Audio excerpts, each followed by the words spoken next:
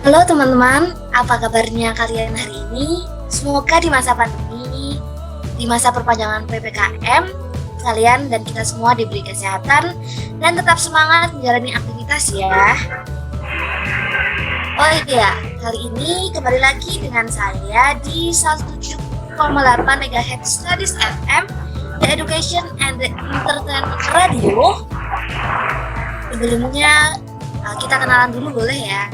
Kembali lagi bersama aku Merisa yang akan menemani kalian di podcast Radis FM, dan tentunya kali ini aku nggak sendirian, dimana kali ini aku akan ditemani oleh Kak Irma. Hai Kak Irma. Hai Mel, halo juga Sobat Setia Radis. Pada kesempatan kali ini kita bakal nemenin kalian selama kurang lebih 20 menit ke depan nih. Kita akan ngobrol santai dengan narasumber kita kali ini dan membahas mengenai pertanian modern. Oh iya, topiknya kali ini seru banget ya Kak, tentang modern. Ngomong-ngomong ya Kak Irma, zaman sekarang kan apa-apa kan sudah serba modern ya, mulai dari fashion, mulai dari elektronik, kemudian transportasi, dan lain sebagainya. Masa sih pertanian nggak ikut modern juga? Harusnya nih ya, pertanian kan juga ikut terkena dampak modernisasi, mengingat peradaban sekarang sudah makin maju dan berkembang. Namun kemarin aku lihat itu ternyata modernisasi pertanian itu belum dilakukan di desa-desa, Kak Irma. Gimana? Bener banget tuh Mel. Jadi sebelum membahas lebih jauh mengenai pertanian modern, kira-kira para radiser ini sudah tahu belum ya mengenai pengertian dari pertanian modern itu sendiri? Ya, kalau katanya Nagita Slavina di lagunya itu nggak boleh menerka-nerka ya. Daripada kita menerka-nerka yang nggak pasti, lebih baik kita tanya langsung ke pakarnya nih. Yang mana kali ini kita ditemani Bapak Iwan selaku penyuluh pertanian sekaligus narasumber kita, Kak Irma. Langsung kita sapa aja ya. Halo Pak Iwan, selamat bergabung dengan kita. Bagaimana kabarnya Pak? Alhamdulillah, baik Mbak Melinda. Mana kabarnya? Baik Pak, saya sehat-sehat. Nah, ya. Pak, bagaimana sih Pak mengenai perspektif pertanian modern menurut Bapak Iwan? Ya, gini, kalau pertanian modern itu kan berarti kita sudah menggunakan teknologi-teknologi yang terbaru di era sekarang. Ya, jadi yang dahulu-dahulu dengan berkembangnya ilmu dan teknologi, maka teknologi yang ada sekarang itu yang harusnya bisa dimanfaatkan oleh petani, Mbak.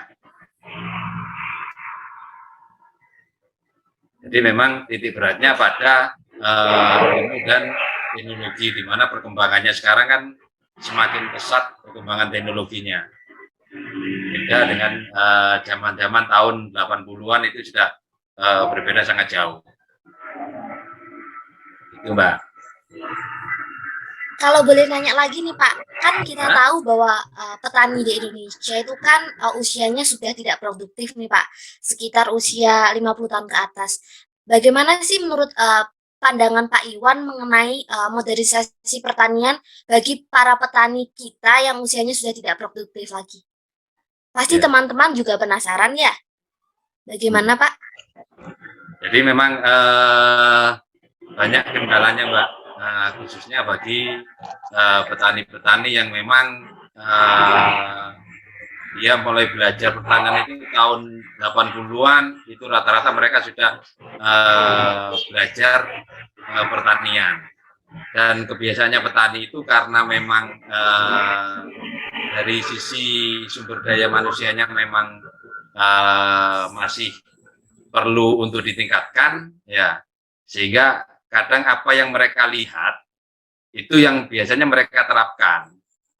Nah, memang banyak kendala karena memang sudah sekian puluh tahun, 30 tahun mereka sudah bertani dan mereka sudah kenyang pengalaman, memang akan agak berat untuk merubah sifat dari kebiasaannya para petani dalam hal berbudidaya. Tapi tentu bagaimanapun juga penyuluh dan semua pihak itu juga berusaha untuk mulai mengajak petani-petani yang muda. Jadi di era sekarang ada petani-petani milenial yang dalam segi teknologi mereka sudah lebih baik dari petani-petani yang sudah tua-tua, itu yang sekarang kita genjot untuk mencintai pertanian, Mbak. Itu. Wah, sangat menarik sekali ya teman-teman topik bahasan kita pada malam hari ini tentang modernisasi dan milenial yang ada di sektor pertanian. Gimana Kak Irma, menarik banget nggak sih? Semenarik doi gitu ya kalau kita bahas topik pada malam hari ini. Gimana Kak Irma? Ini Kak Irma ini biasanya punya doi teman-teman semua. Hai Kak Irma. Oh iya, mungkin Kak Irma masih gangguan. Mungkin saya lanjut lagi. Tadi sudah dijelaskan sedikit dari Pak Iwan bahwa pertanian itu sudah mulai dimodernisasi teman-teman semua. Mungkin kita sedikit kepo ya.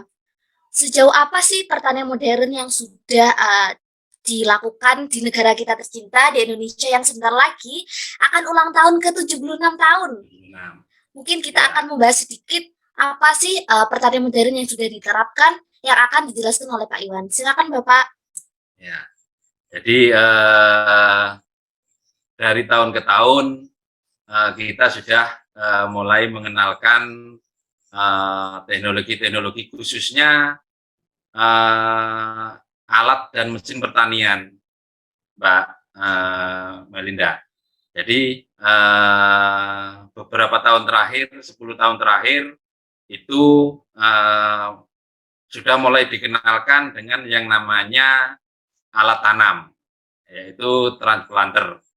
Dan ini memang bagi pertanian kita, bagi petani-petani era 10 tahun kemarin, ini adalah hal baru, di mana alat tanam ini memang lebih efisien dari segi waktu dan dari sisi teknologi penanaman, sehingga banyak sekali petani yang tertarik menggunakan alat ini. Ini sudah di khususnya Kabupaten Jember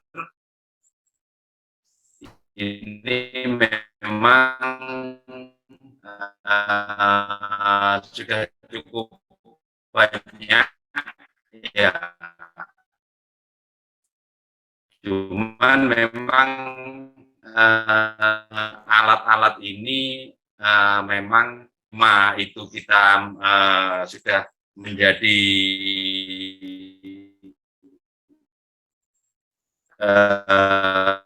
lumbung pangan dunia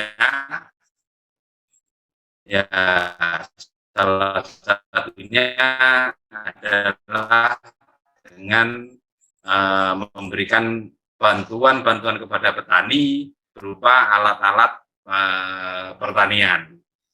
Jadi ada alat tanam, kemudian dua alat ini itu sangat bermanfaat. Pemerintah pusat dalam hal ini Kementerian Pertanian itu memang menggelontorkan banyak sekali bantuan khususnya alat tanam, kemudian mesin pengolahan tanah, traktor, alat tanam, kemudian dengan mesin panen. Itu memang 10 tahun terakhir pemerintah gencar memberikan bantuan kepada petani dengan tujuan agar apa? Agar produksi pertanian kita itu semakin meningkat, Mbak. Jadi ketika alat ini memang berperan sangat besar terhadap produktivitas pertanian. Coba. Iya, berarti ya Pak dalam sisi modernisasi itu sudah terjadi di para petani kita di Indonesia ya Pak. Namun, apakah modernisasi tersebut memiliki dampak-dampak negatif Pak dalam dunia pertanian di Indonesia, khususnya para petani yang ada di desa Pak? Mungkin ada dampak negatifnya dari program modernisasi tersebut. Ya, jadi sebenarnya tergantung kita bagaimana kita menggunakan teknologi tersebut. Memang pada saat dua alat ini, ya khususnya alat tanam dan mesin panen, ya ini pada saat penerapan di lapangan tentu banyak berbenturan dengan kalau dengan menggunakan dua alat ini, maka penggunaan tenaga kerjanya itu jauh lebih menurun dari kebiasaan. Dan ini tentu ada hambatan tersendiri, sehingga pada daerah-daerah yang kekurangan negatifnya itu bisa diperkecil sehingga mereka bisa tanam tepat waktu. Berhati-hati itu adalah tenaga kerja yang ada di desa itu tidak terserap Mbak, karena memang dua alat ini selalu bersinggungan dengan tenaga kerja, khususnya buruh tani, buruh tanam, dan panen. Dan di daerah-daerah kita, daerah-daerah pedesaan, tentu masih banyak petani-petani juga, ya, atau buruh tani itu yang kalau di daerah bahasa lokal itu ngasak Mbak, jadi mengambil sisa-sisa hasil panen. Dan kalau dengan menggunakan alat mesin panen yang namanya combine, ya, maka sisa-sisa buliran padi yang ada di tanaman itu hampir tidak ada, karena dipotong langsung dirontokkan dengan mesin itu, dirontokkan sehingga menjadi gabah langsung Mbak. Kalau dulu kan panen, kemudian ditumpuk di tengah sawah, kemudian digebuk, ya,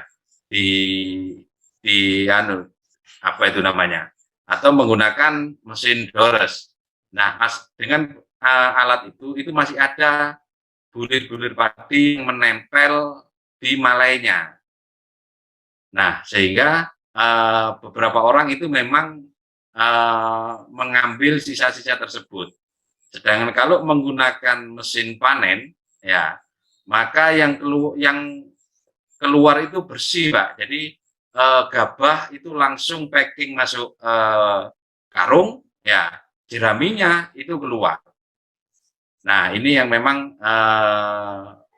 perlu yang menggunakan alat ini memang perlu lebih bijak, ya, dan memang penggunaannya memang sekarang difokuskan ke daerah-daerah yang panennya serempak dan tenaga kerja di sana memang kurang, sehingga karena panen itu kalau tidak tepat waktu, ya, itu memang banyak rontoknya Mbak, sehingga pada saat waktunya panen semua, tenaga kerja kurang, maka mesin panen ini itu baru diturunkan, karena di beberapa tempat banyak mesin panen ini Mbak.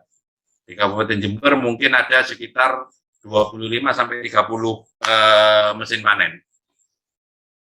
Itu Mbak. Wah, menarik sekali ya Kak Irma. Kalau diistilahkan ini pertanian modern ini kayak dua sisi mata uang Kak Irma. Tahu nggak kenapa?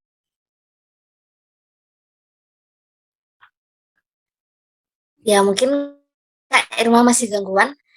Pertanian modern ini kayak dua sisi mata uang teman-teman. Gimana Kalau kita gunakan secara bijak, itu akan meningkatkan produktivitas pertanian. Namun, memang ada sisi negatif dari suatu program. Maka dari itu, kita harus bijak ya, Kak Irma ya, dalam mensiasati program pertanian modern yang ada di Indonesia. Iya, Oh betul iya, sekali tuh Kak Mel.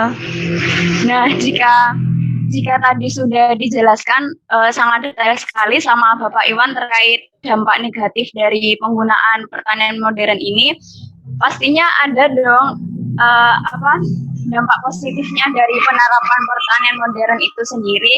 Nah, Pak, bagaimana dampak positifnya dari penerapan pertanian modern itu sendiri? Ya, jadi memang dampak negatif, dampak positifnya, ya itu memang banyak sekali, Mbak. Tapi titik beratnya bahwa peningkatan pendapatan petani, ya itu lebih meningkat dengan menggunakan teknologi baru ini. Kenapa meningkat? Karena memang teknologi ini lebih efisien dari penggunaan tenaga kerja. Apalagi kalau untuk alat tanam, ya itu memang dari sisi tenaga kerja itu lebih efisien.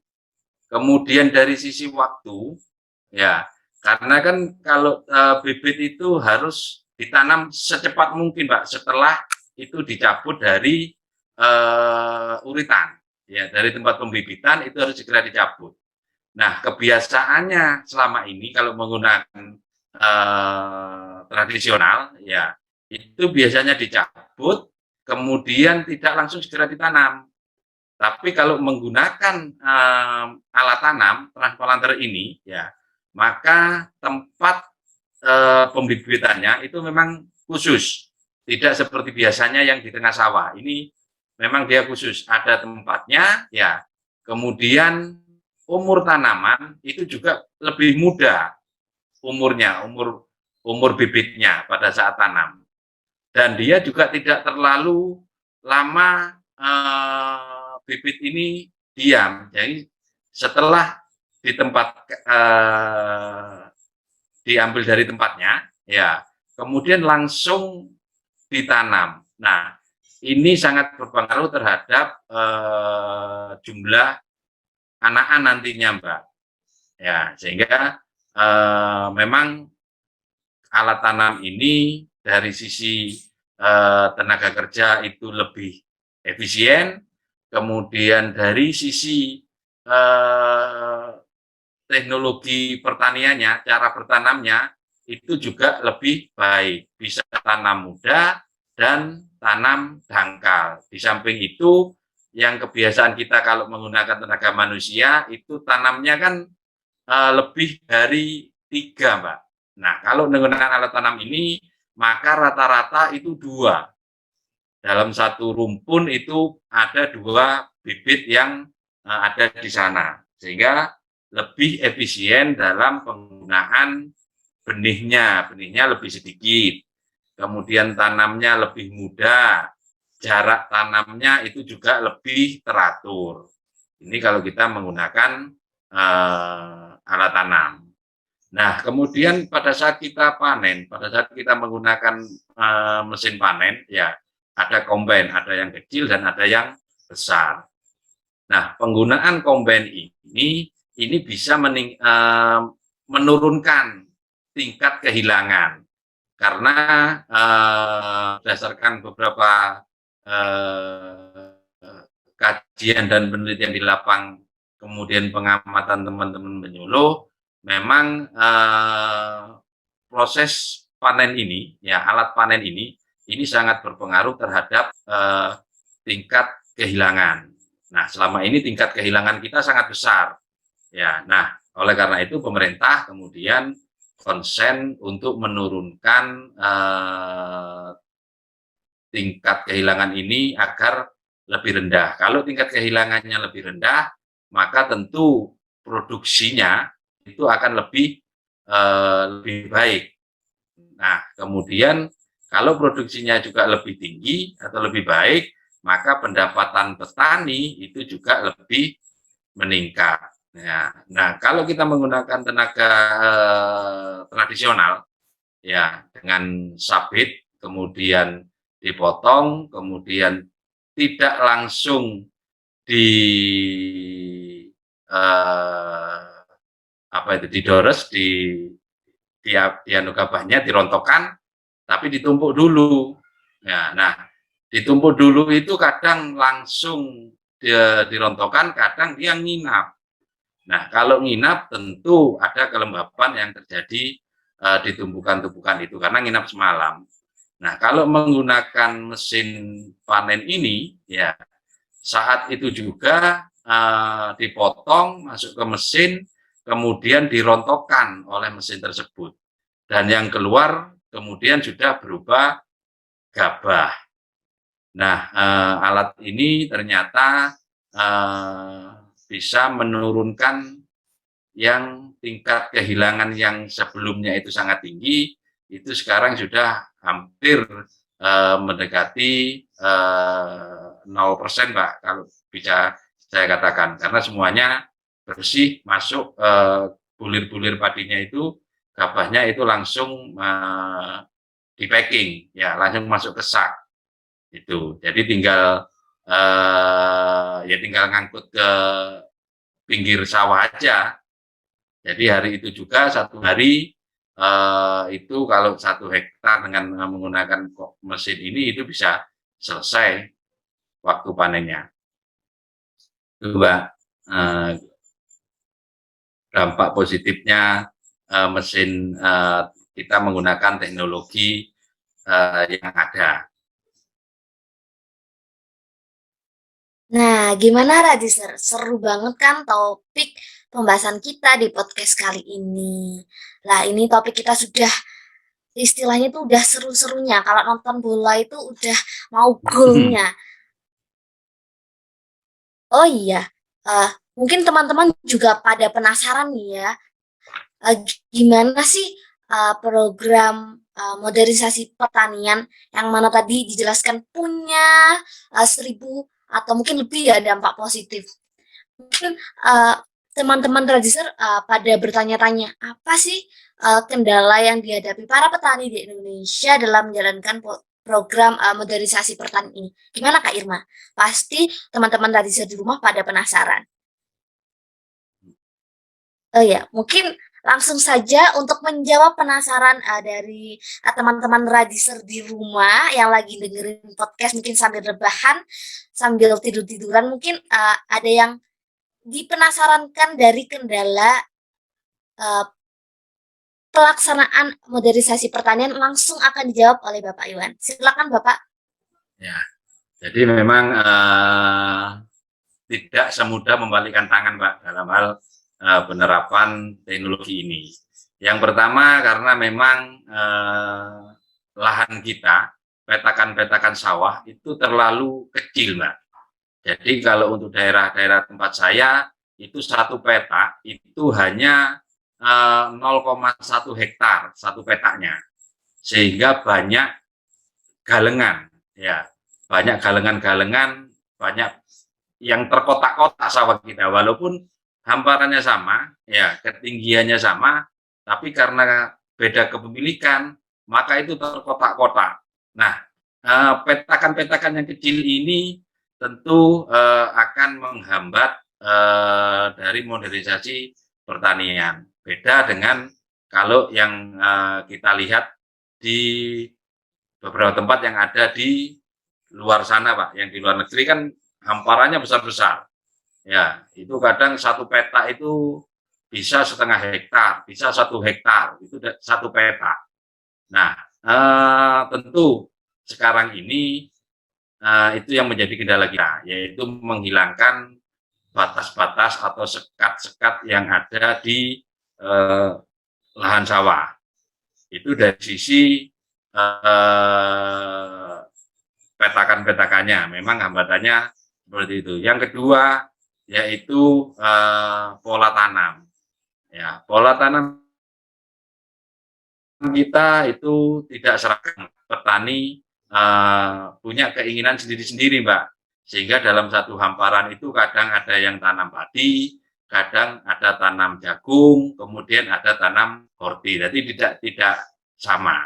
Yang kedua, waktu tanam.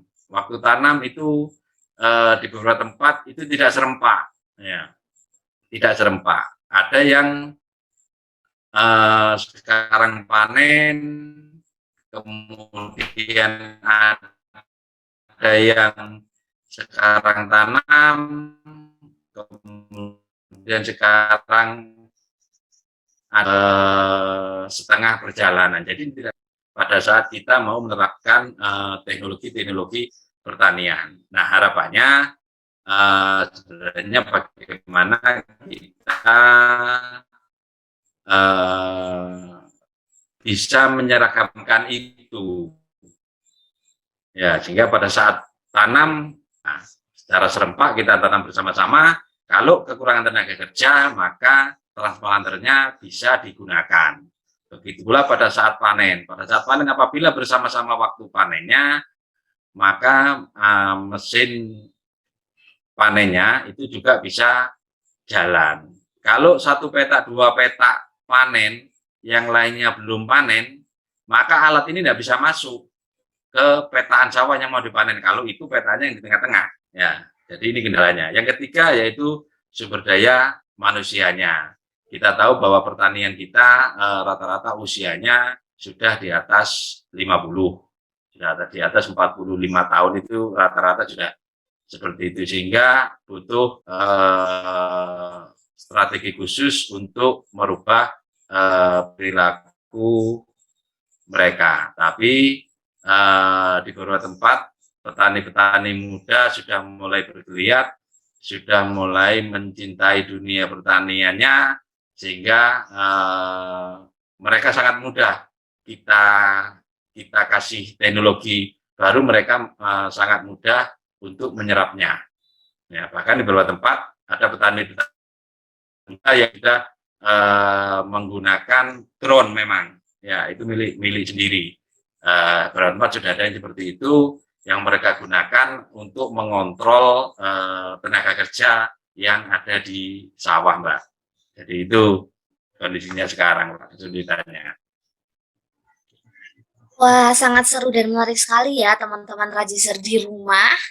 Nggak kerasa nih, obrolan kita sudah ada di penghujung, yang mana tadi kita sudah banyak sekali mendapatkan ilmu dan pengetahuan-pengetahuan baru, wawasan baru dari narasumber kita kali ini, Bapak Iwan, yang mana sangat berguna sekali ya Kak Irma ya, bagi para Rajiser di rumah.